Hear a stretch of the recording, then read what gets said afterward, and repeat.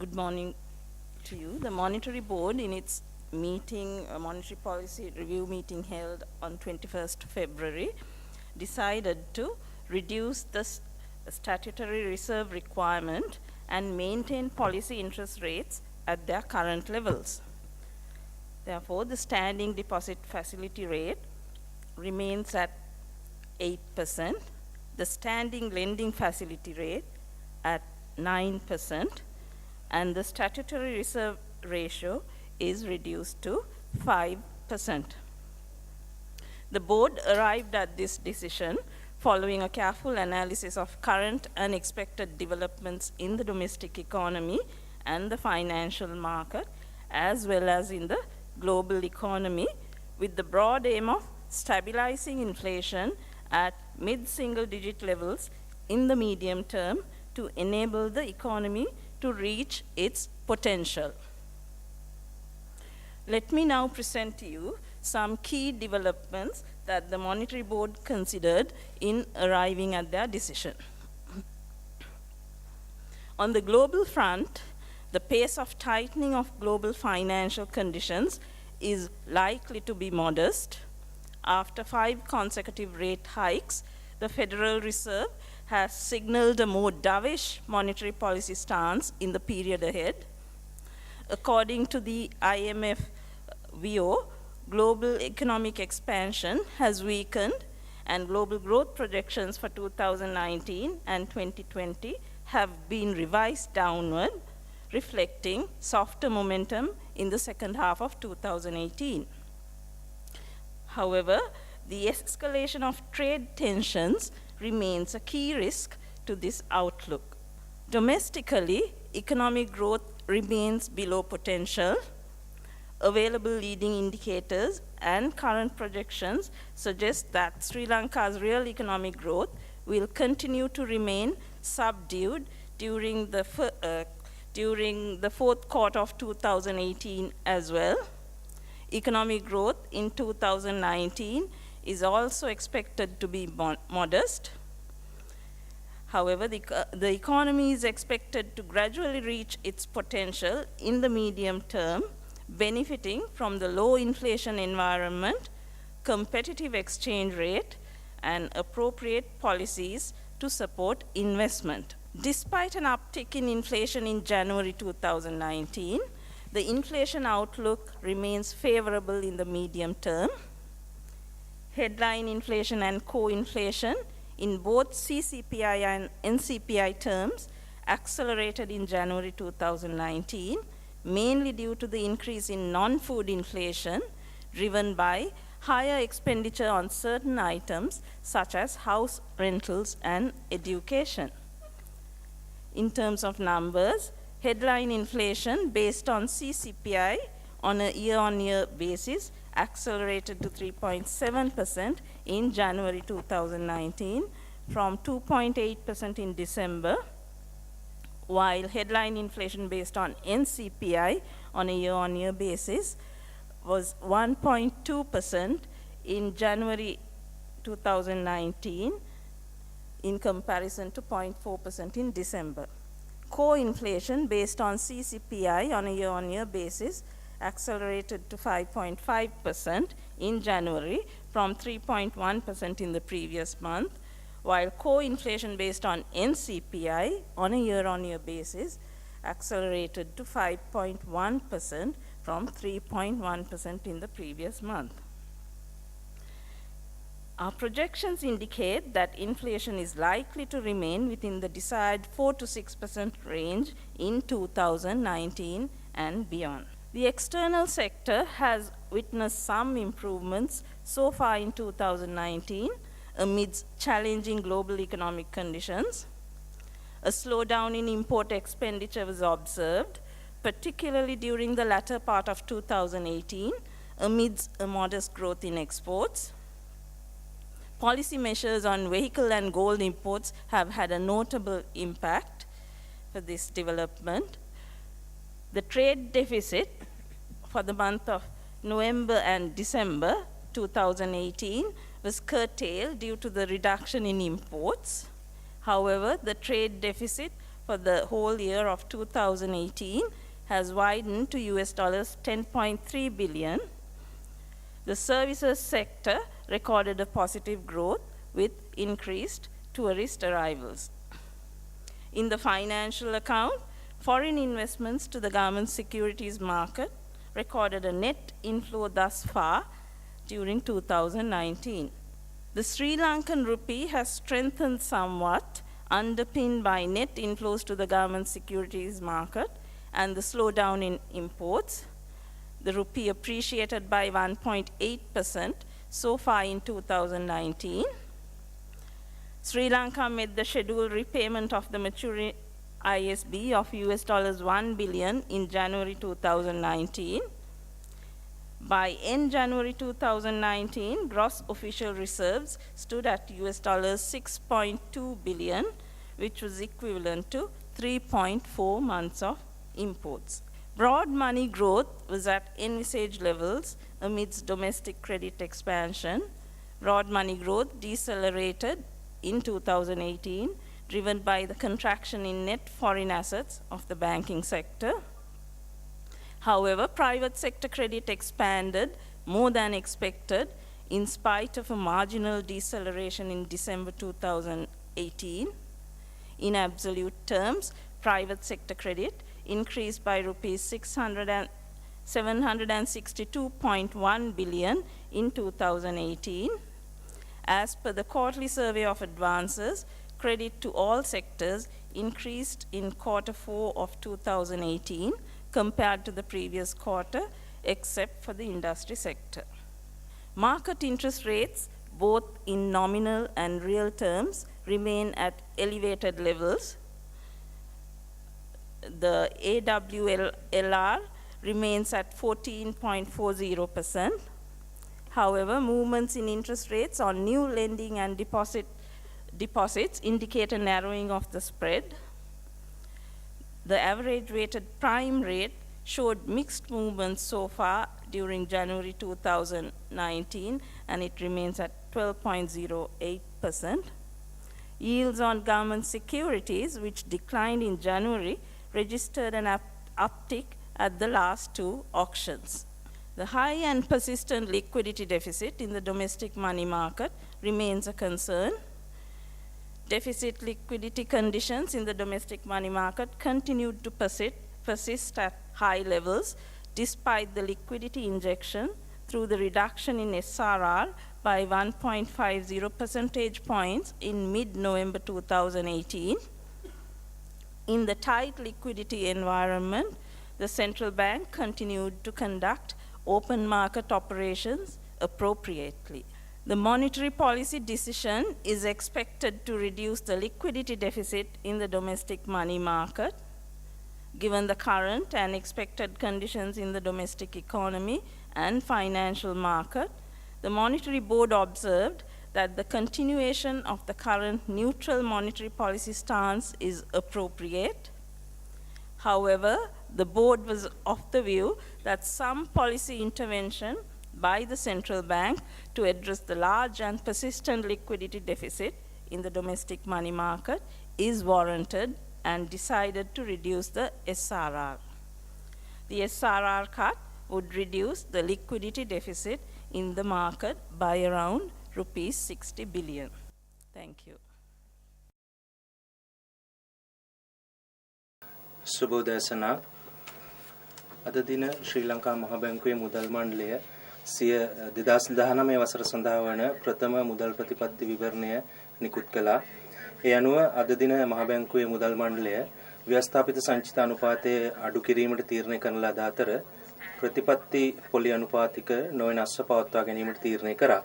ඒ අනුව නිත්‍ය තැන්පතු පහසුකම් අනුපාතිකයේ 8% මට්ටමෙත් නිත්‍ය ණය පහසුකම් අනුපාතිකයේ 9% මට්ටමෙත් පවතින අතර ව්‍යවස්ථාපිත සංචිත අනුපාතය 5% දක්වා අඩු කර තිබෙනවා.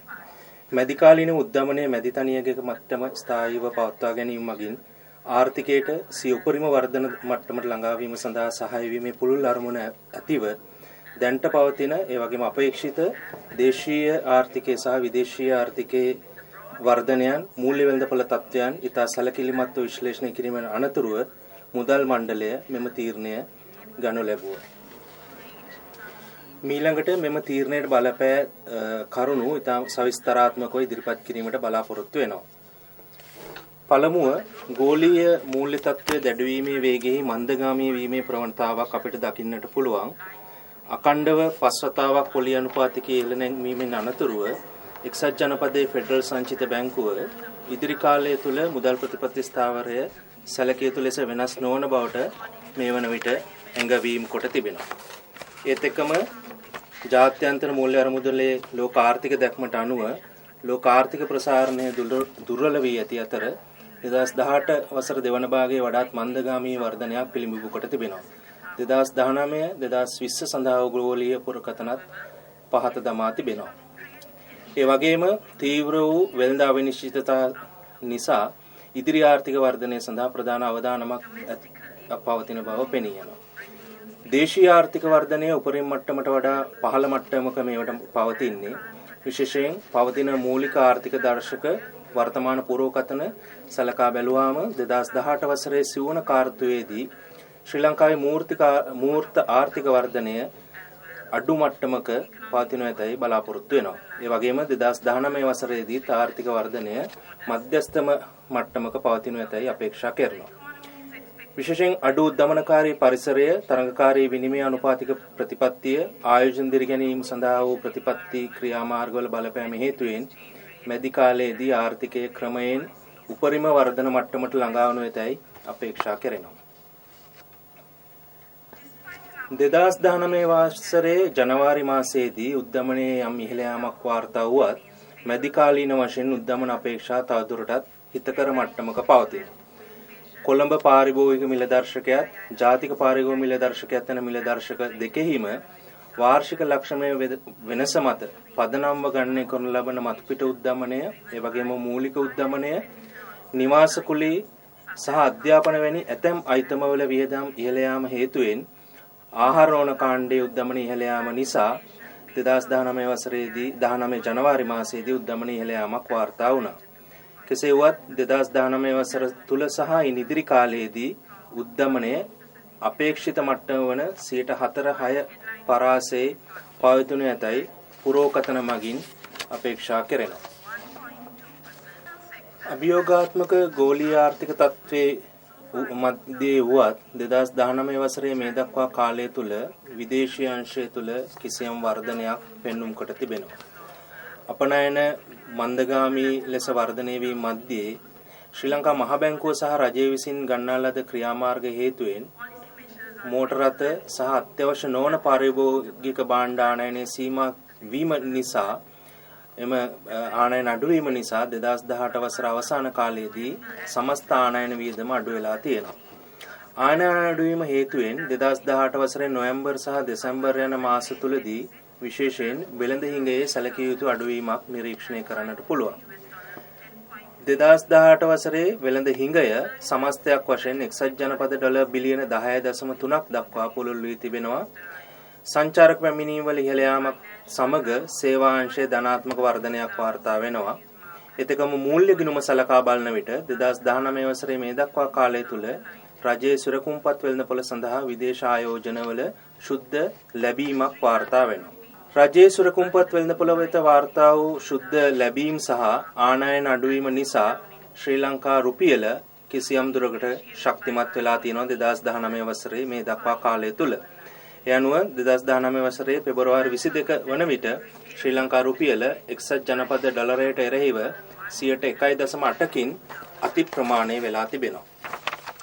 ජාත්‍යන්තර සෛරිත බැඳුම් කර කල්පිරීම හේතුවෙන් 19 ජනවාරි මාසයේදී එක්සත් ජනපද ඩොලර් බිලියනයක් නියමිත පරිදි ආපසු ගෙවා තිබෙනවා. ඒ අතරම ජනවාරි අවසානයේ වන විට දල නිල සංචිත ප්‍රමාණය ඩොලර් බිලියන 6.2ක් ආනයන මාස 3.4ක් ආනයන කිරීමට ප්‍රමාණවත් වෙනවා. දේශීය ණය ප්‍රසාරණය මැද්දේ වුවත් පුළුල් මුදල් වර්ධනය අපේක්ෂිත මට්ටමේ පවතිනවා. විශේෂයෙන් විදේශීය ශුද්ධ වත්කම් පහළ යාම හේතුවෙන් පුළුල් මුදල් සැපයීම 13ක් දක්වා මන්දගාමී වෙලා තියෙනවා. පෞද්ගලික අංශය වෙත සපයන ලද ණය ප්‍රමාණය 2018 දෙසැම්බර් මාසයේදී සුළු අඩුවීමක් වාර්තා කළත් 18 වසර තුලදී අපේක්ෂිත මට්ටම ඉක්මවා 15.9කින් වර්ධනය වෙලා තියෙනවා. ඒ අනුව රුපියල් බිලියන 762ක පමණ ඉහළ යාමක් වාර්තා වෙලා තියෙනවා. කාර්තුමය සමීක්ෂණය අනුව පෙර කාර්තුවට සාපේක්ෂව 2018 හතරවෙනි කාර්තුවේදී සියලු අංශවලට ලබා දුන් අය ඉහළ ගියා. කර්මාන්ත අංශයට ලබා දුන් අයවල කිසියම් අඩුවීමක් වාර්තා වෙනවා. වෙළඳපොළ පොලී අනුපාතික නාමික සහ මූර්ත වශයෙන් තවදුරටත් ඉහළ මට්ටමක පවතින්නේ. විශේෂයෙන් නව තැන්පතු පොලී අනුපාතික අතර පරතරය තවදුරටත් පහළ ගිහින් තියෙනවා. රජයේ සුරකුම්පත් මත වූ පළදා අනුපාතිකවල මෑත කාලිනව යම් ඉහළ යාමක් දක්නට පුළුවන්. ප්‍රමුඛ ණය පොලී අනුපාතිකයේ මිශ්‍ර හැසිරීමක් දකින්නට පුළුවන්. ඒත් එකම සෙසු වෙළඳපොළ අනුපාතිකව අඛණ්ඩව ඉහළ මට්ටමක පවතිනවා.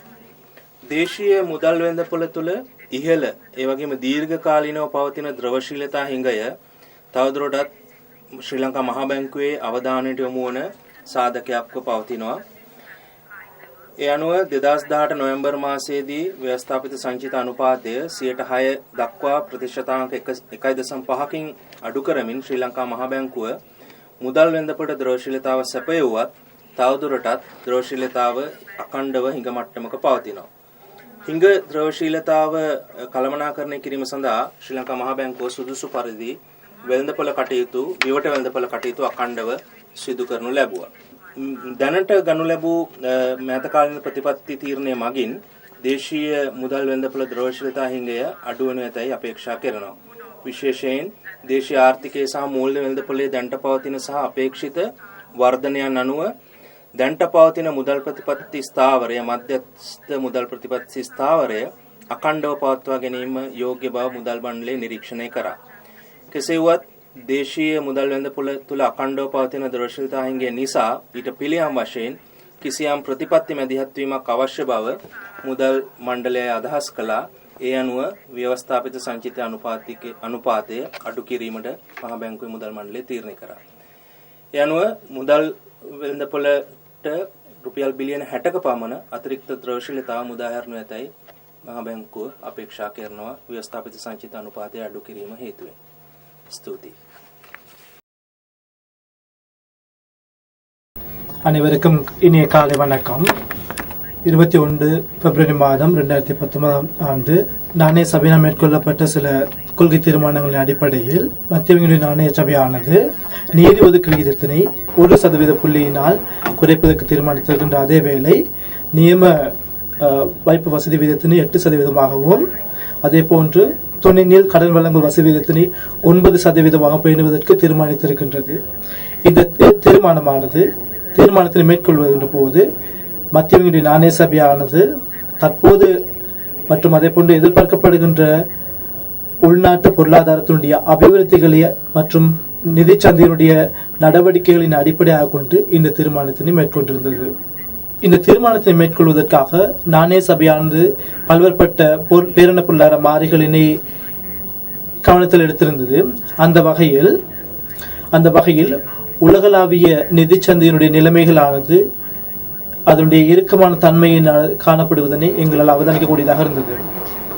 அதே போன்று பன்னாட்டு நாணய நிதியத்தினுடைய உலகளாவிய பொருளாதார நோக்கினை அடிப்படையாக வைத்துக் கொண்டு பார்க்கின்ற போது உலகளாவிய பொருளாதாரமானது அதனுடைய விரிவாக்க தன்மையினை மிக குறைந்தளவான பலவீன தன்மையினை அவதானிக்கக்கூடியதாக இருந்தது. அதே போன்று உலகளாவிய பொருளாதாரத்தின் வளர்ச்சியானது 2019-20 ஆண்டு காலப்பகுதியில் குறைந்தளவாக அதாவது கீழ் நோக்கிய சீராக்கத்தினை மேற்கொண்டிருந்தது. அதே போன்று உள்நாட்டு பொருளாதாரத்தினை நாங்கள் நோக்குகின்ற போது 2019 ஆண்டு இலங்கையின் பொருளாதார வளர்ச்சியானது மெதுவாக காணப்படும் என எதிர்பார்க்கப்படுகின்றது. அதே போன்று இலங்கை பொருளாதாரமானது அதனுடைய சாத்தியளவான வளர்ச்சி பாதையினை நோக்கி செல்லும் என, அதாவது நடுத்தர காலப்பகுதியில் செல்லும் என எதிர்பார்க்கப்படுகின்றது.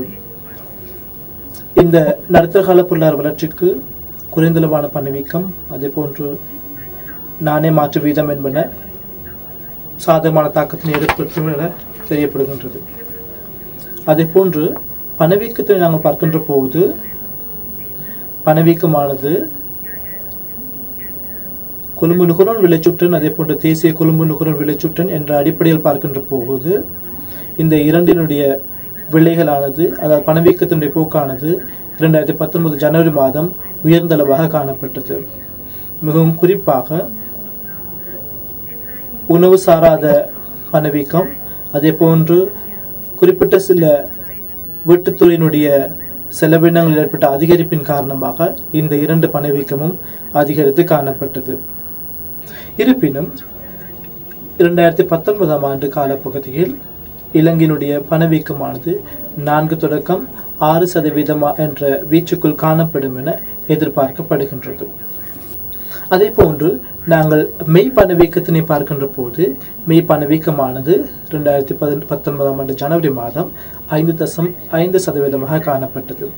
அதே போன்று தேசிய நுகர்வு விலைச்சுற்றனின் அடிப்படையில் நாங்கள் நோக்குகின்ற போது மைய பணவீக்கமானது 2019 ஜனவரி மாதம் 5.1% காணப்பட்டது. அதே போன்று வெளிநாட்டுத் துறையினை நாங்கள் நோக்குகின்ற போது 2019 ஆண்டு குறிப்பிட்ட சில முன்னேற்றத்தினை இலங்கையினுடைய வெளிநாட்டுத்துறை அவதானித்திருந்தது. அதே போன்று 2018 ஆண்டின் இறுதி கால பகுதியில் குறிப்பாக இறக்குமதி செலவினத்தில் ஏற்பட்ட ஒரு மெதுவடைவின் காரணமாக இந்த முன்னேற்றமானது ஏற்பட்டிருந்தது. அதே போன்று வர்த்தக பற்றாக்குறையினை நாங்கள் பார்க்கின்ற போது 2018 ஆண்டு நவம்பர் அதே போன்று டிசம்பர் மாதங்களில் வர்த்தக பற்றாக்குறையானது வீழ்ச்சி அடைந்தது. இதற்கு மிக பிரதானமான காரணம் இறக்குமதியில் ஏற்பட்ட ஒரு வீழ்ச்சியாகும். அந்த அடிப்படையில் வர்த்தக பற்றாக்குறையானது 2018 ஆண்டு ஐக்கிய அமெரிக்க டாலர் 10.3 பில்லியனாக விரிவடைந்திருந்தது. அதே போன்று பணிகள் துறையினை நாங்கள் நோக்குகின்ற போது அதிகரித்த சுற்றுலா பயணிகளின் காரணமாக நேர்கணி வளர்ச்சியினை பதிவு செய்திருந்தது. அதே போன்று இலங்கை ரூபாவினை நாங்கள் நோக்குகின்ற போது தேறிய உட்பாய்ச்சல்களின் காரணமாக குறிப்பாக அரசாங்க பிணையங்கள் சந்தைகளில் தேறிய உட்பாய்ச்சல்களின் காரணமாக இலங்கை ரூபாவானது சற்று பலமடைந்து காணப்பட்டது. அந்த வகையில் 2019 ஆண்டு காலப்பகுதி இதுவரையான காலப்பகுதியில் இலங்கை ரூபாவானது ஐக்கிய அமெரிக்க டாலருக்கு எதிராக 1.8% உயர்வடைந்திருந்தது. அதே போன்று விரிந்த பண நிரம்பலை நாங்கள் பார்க்கின்ற போது இந்த விரிந்த பண நிரம்பலமானது நாங்கள் விரும்பிய மட்டத்தில் காணப்பட்ட அதே வேளை உள்நாட்டு கடன் வளங்களானது விரிவடைந்து காணப்பட்டது. விரிந்த பண நிரம்பலானது 2018 ஆண்டுக்கு ஆண்டு அடிப்படையில் 13% வீழ்ச்சியடைந்திருந்த அதே வேளை தனியார் துறைக்கான கொடுகடன்கள் நாங்கள் எதிர்பார்க்கப்பட்ட மட்டத்துக்கு மேலாக காணப்பட்டது 2018 ஆண்டின் டிசம்பர் மாதத்தில். அதாவது டிசம்பர் மாதத்தில் 15.9% வளர்ச்சியினை எங்களால் அவதானிக்கக்கூடியதாக இருந்தது. அதே போன்று நாங்கள் சந்தை வட்டி வீதங்களை நாங்கள் நோக்குகின்ற போது குறிப்பாக பெயரளவு மற்றும் உண்மை அடிப்படையில் நாங்கள் பார்க்கின்ற போது இந்த 2 வட்டி வீதங்களும் உயர்ந்தடைதல் காணப்பட்டதனை எங்களால் அவதானிக்கக்கூடியதாக இருந்தது. அதே போன்று புதிய கொடுகடன்கள் அதே வைப்புகளுக்கான வட்டி வீதங்களை நாங்கள் நோக்குகின்ற போது அவைகள் ஒரு கலப்பான அசைவினை காட்டியிருந்தமை எங்களால் அவதானிக்கக்கூடியதாக இருந்தது. அதே போன்று அரசாங்க பிணையங்களுடைய விளைவு விதத்தினை நாங்கள் நோக்குகின்ற போது 2019 ஜனவரி மாதத்தில் வீழ்ச்சியடைந்து காணப்பட்டது. அதே போன்று உள்நாட்டு பணச்சந்தையில் திரவத்தன்மையானது ஒரு பற்றாக்குறையாக காணப்பட்டமை மிக முக்கியமான ஒரு சவாலாக காணப்பட்டது. அந்த அடிப்படையில் நாங்கள் இந்த பற்றாக்குறை பிரச்சனையை தீர்ப்பதற்காக 2018 நவம்பர் மாதம் இலங்கை மத்திய வங்கியுடைய நாணய சபையானது நிதி ஒதுக்கு விகிதத்தினை 1.50% புள்ளிகளால் வீழ்ச்சியடைந்திருந்தது. நாணய கொள்கையினுடைய தீர்மானமானது இந்த பற்றாக்குறையினை குறைப்பதற்காக, அதாவது உள்நாட்டு பணச்சந்தையில் ஏற்பட்ட திரவத்தன்மை பற்றாக்குறையினை குறைப்பதற்காக சில நடவடிக்கைகளை மேற்கொண்டிருந்தது. அந்த அடிப்படையில் நாணய சபையானது அதனது கொள்கை வட்டி விகிதங்களினை அதே மட்டத்தில் பேணியிருந்த அதே வேளை இருப்பினும் இந்த உள்நாட்டு பணச்சந்தையில் காணப்படுகின்ற திரவத்தன்மையினை பிரச்சனையை தீர்ப்பதற்காக நிதி ஒதுக்கு விகிதத்தினை. Good morning. Thank you all for coming. Let me, as I have done in previous months, start by giving you a little bit of background to supplement what Dr. Indaratna has said already. Background particularly in relation to the discussion at the Monetary Board in terms of the rate decision.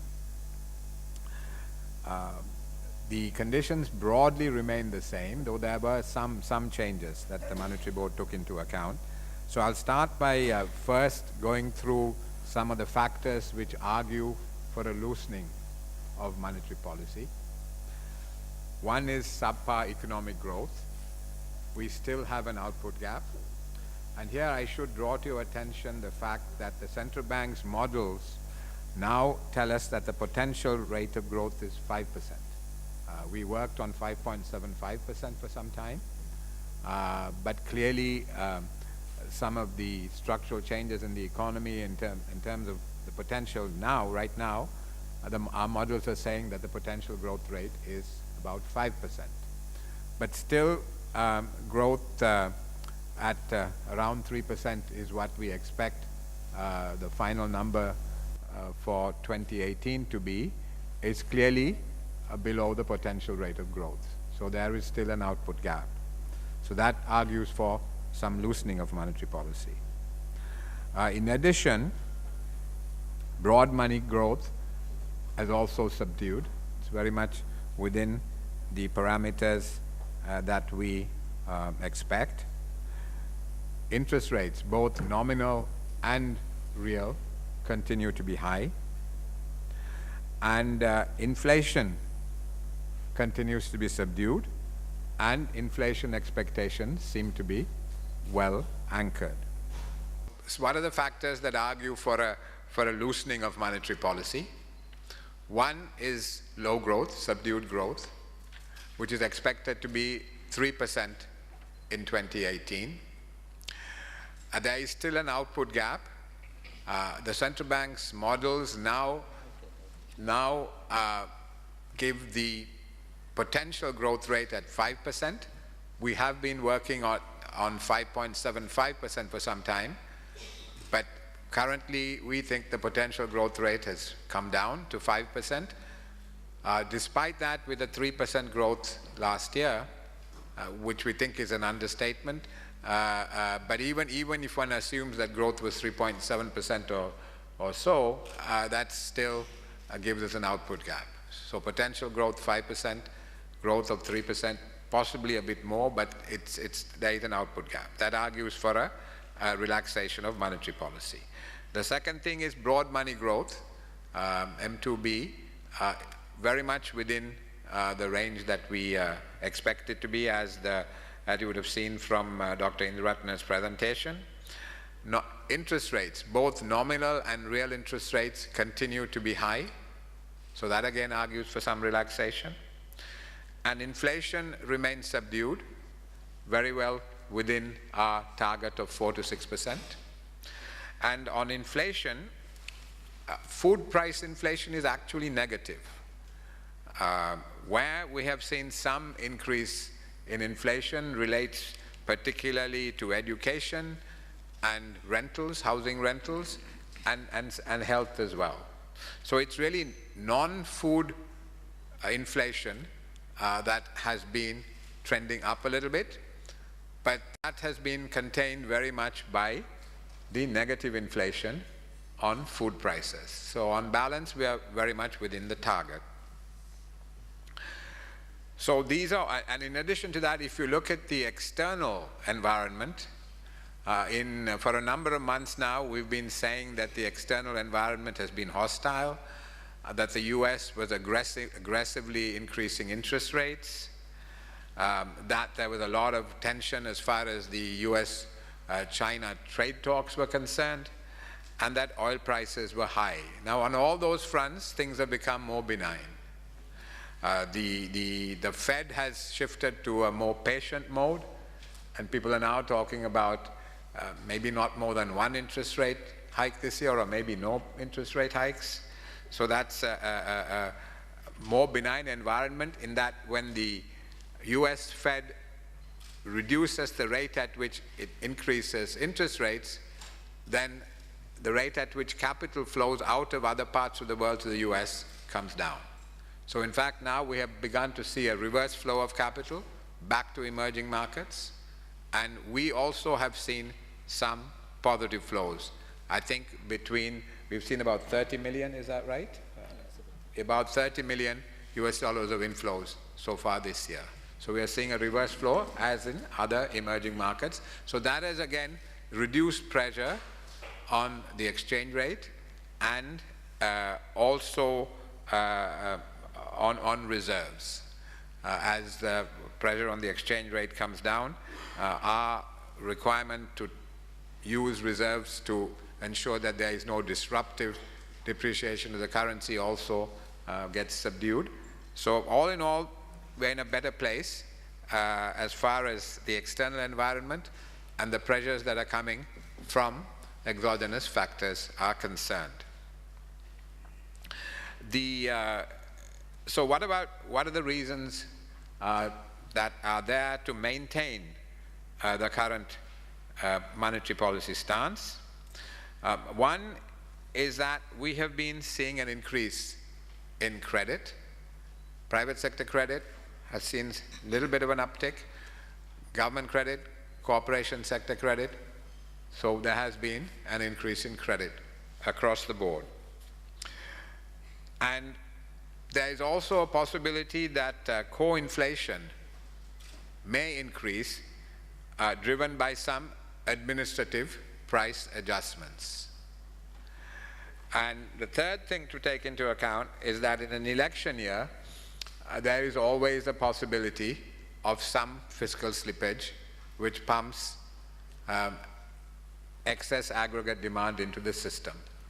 So in this environment, the Monetary Board thought it would be wise to leave the policy rates as they were and not to further relax the policy rates. However, despite the SRR reduction of 150 basis points and the infusion of 90 billion rupees into the system a couple of months ago, there has been a persistent liquidity shortage.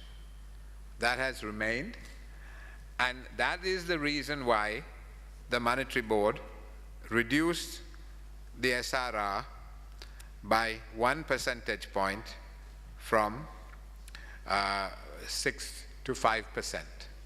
And that will infuse 60 billion rupees into the system to help to address the liquidity shortage that is there. There is actually a liquidity shortage of about 100 billion in the system at the moment. But I think a liquidity shortage of 40 billion, which is the 100 minus the 60, that can be managed by open market operations. So that's really the background to the monetary policy decision. And again, this is something I had spoken about earlier, because often when I kind of interact with people in business, in politics, etc., they constantly say, you know, why can't you bring interest rates down some more, because you're stifling growth. There, clearly we have to make sure that that we don't go, as I keep saying, we don't go for short-term fixes to have a sugar high in growth. And in addition, the relationship between credit expansion and growth, as I've said before, has got weaker. But what does still happen is that when there is an increase in credit expansion, there is a high propensity for that additional demand that is created through credit expansion to leak into imports. So we've got to be very careful that we don't relax policy too early, because that inevitably leads to balance of payments pressure and ultimately a balance of payments crisis, which is why the Monetary Board is being cautious in the way it exercises its monetary policy formulation. Shall we go now to the finance companies?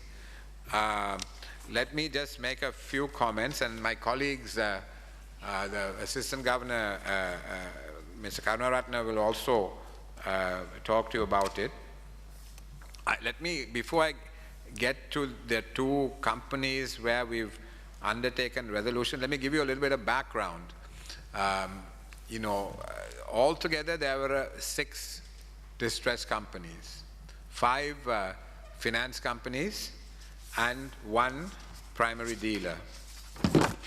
And of those 6 entities, one company, City Finance, found an investor and is now doing okay. Hopefully there's a sound revival in place.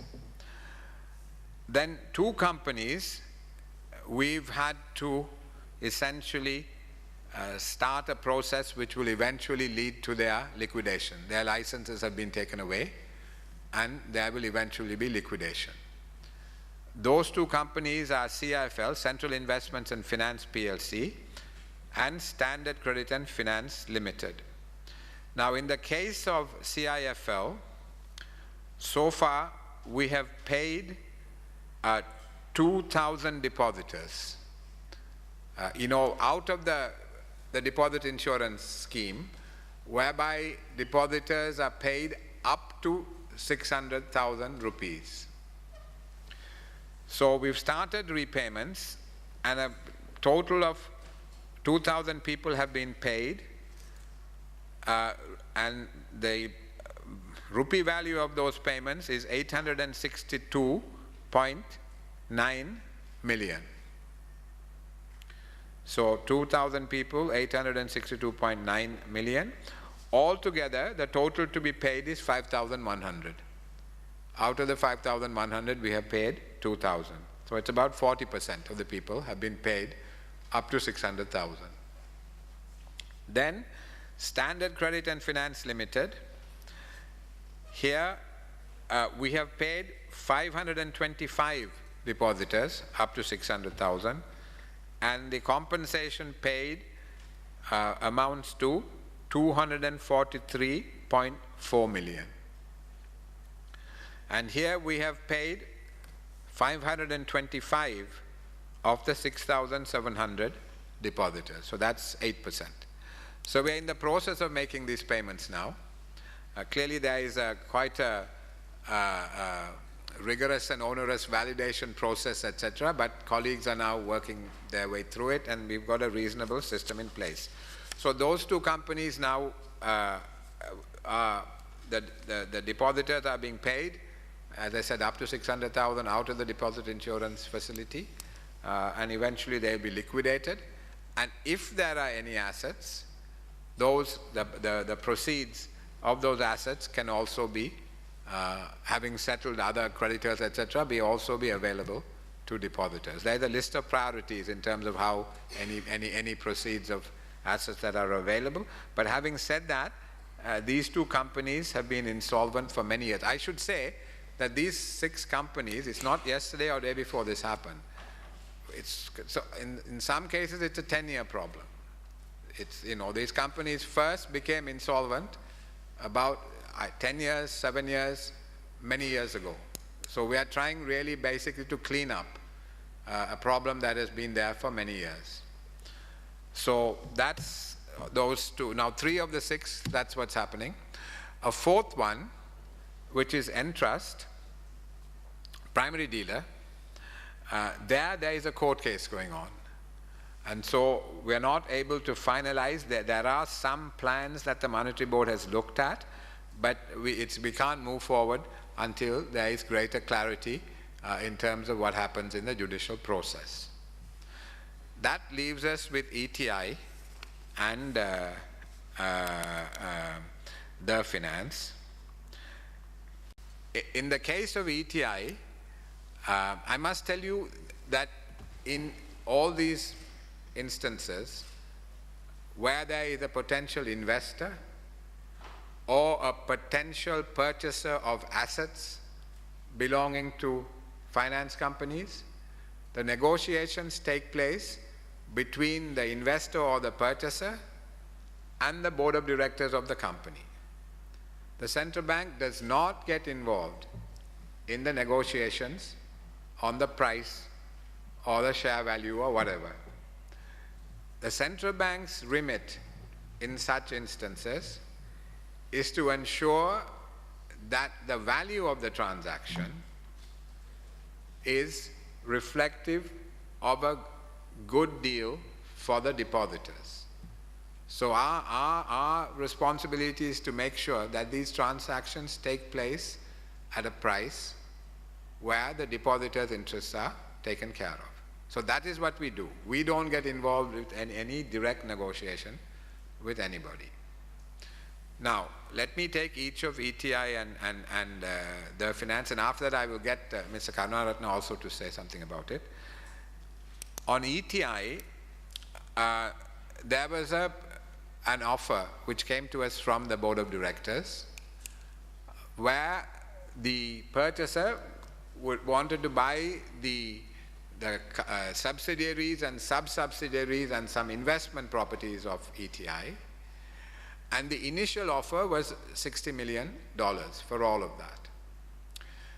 Now, the monetary board got I can't remember that, I think the company, there was a due diligence exercise done to value all these assets, and the lowest valuation, on a most pessimistic basis, the assets were worth, I think, something little over 5 billion, and a most optimistic basis, it was worth something like 14 billion or 15 billion.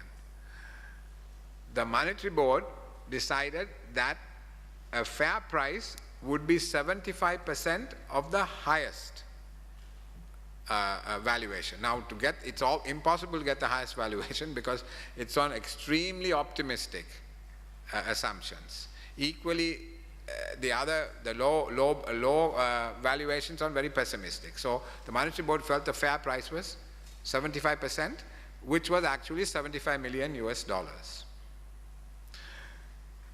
And and essentially they pushed the purchasers up from 60 million to 75 million for the assets. Of that amount, 54 million has come in, and the assets worth 54 million have been transferred to the purchasers. And there is 16 million that is expected before the end of this month, and that money will also be transferred to the company. And out of the 54 million that has already been received, ETI has paid 2 tranches of 10% of the depositors' money to them. So 20%, each depositor has got 20% of his or her deposit so far, out of the 54 million. When this other 16 million comes, the plan is to pay, and the company plans to pay another 10%. So at the end of the transaction, the depositors, each of them would have got 30% of their deposits back. So that is where we are. There is one issue. As part of the group, there is a second finance company, Swarna Mahal Financial Services. Now, there has been an issue between the purchaser and the company in terms, and also ourselves, in terms of the valuation, and now the purchaser says they don't want Swarna Mahal Financial Services. That is the latest position. So if you take Swarna Mahal Financial Services out, there's 70 million. Anyway, now 70 million is coming in. Now the monetary board decided to take the 70 million because, one, this is the only offer that was presented to the monetary board by the company. No other offer was actually presented. But I must tell you that a party wrote to me offering 61 million US dollars for all the assets and wanted to come and see me. And I and my colleagues met that party and we told them that we do not negotiate with the purchasers or depositors, that they have to go to the company and negotiate.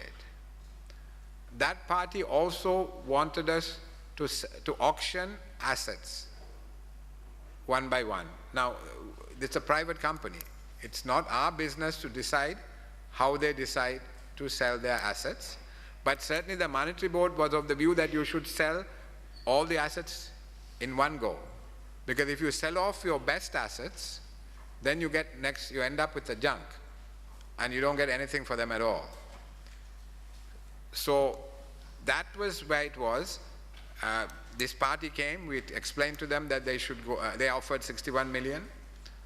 At that time, 60 million was on the table from the current purchaser. Current purchaser increased to 75 million, now is giving 70, but leaving Swarna Mahal out, so that asset is still with the company. And they have now got the other party, I don't know what happened. You know, we didn't get any offer from the company. So that's where we are, because there have been various reports that we didn't sell it to a local party, all kinds of stuff, but we didn't get an offer from a local party. The local party came and saw us, but we can't negotiate. We said go to the company. And anyway, that was only 61 million, as opposed to the 70 million plus Swarna Mahal, whatever one can get for Swarna Mahal Financial Services. And there are plans to try to sell Swarna Mahal Financial Services as well. So that's the story on ETI. I don't know whether Mr. Karunaratne wants to say anything. To respond, okay. Then okay, you ask some questions on ETI and then we'll go to the finance.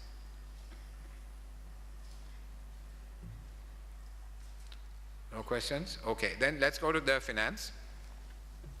The finance, again, this is part of the Silinco group of companies, which has been insolvent now for many, many years. The central bank has made various efforts to resolve the situation, but we got to the point, all those efforts were not successful. We've looked for investors, it hasn't worked. Sorry, before I move away from ETI, now also for ETI itself, there is a proposal that has been submitted for investment directly into ETI because even after the sale of these assets, ETI still has a big hole. But an investor has submitted a proposal which the Monetary Board has approved now, but this is very, very early stages. We haven't seen the proof of funds, we haven't seen the credentials of the investor, etc. All those have been asked for. So until we can process all that, because even in the case of the ETI investors, all the various processes in terms of FIU checks, in terms of the money coming bank to bank, all that was done, and at all times the central bank insisted that all transactions should be in conformity with the laws and regulations of the company. I should have said that about ETI as well, right? Or every transaction the central bank insisted. So the money came bank to bank and there were checks done about the credentials of the investors. And from what we could see, there wasn't anything. What our due diligence as well as the bank's due diligence didn't throw up any negativity that would have gone against going ahead with the transaction, or at least allowing the company to go ahead with the transaction. Okay, so let me come to the finance. Been insolvent for many years, various efforts to resolve it were not successful. No investor on the horizon right now, and the company was bleeding 300 million rupees a month. So for the last few months, literally we have been getting on the telephone and raising money to stop the company from collapsing, from banks. But there's a limit to how much you can do in that. And also, the assets of the company were sold. So, basically to liquidate assets and us having to intervene to borrow money, not borrow, but to encourage banks to lend money to those institutions without security. Clearly, it's a totally unsustainable situation. So, which is why the Monetary Board took measures to freeze the business of the depositors. Now, I must tell you, the freezing entails no withdrawals of capital, but interest will be paid. Interest will be at a slightly lower rate. The interest will be linked to the one-year Treasury bill rate, I think. Yes, the one-year Treasury bill rate. But the depositors will be paid interest. But for the moment, they will not be able to withdraw their capital. And the idea is really to freeze the business. We've also appointed a management panel chaired by a former director in the central bank and including a former DGM of Bank of Ceylon and a former CEO of a successful finance company. They will now go in and try to help to stabilize the situation. And in the meantime, one or two people have shown some interest, again, very, very preliminary interest in investing in the finance, because the finance, despite all its problems, being the oldest finance company in the country, has a strong brand name. So hopefully that brand name and the stabilization that will come with the central bank's resolution measures will encourage an investor to come forward.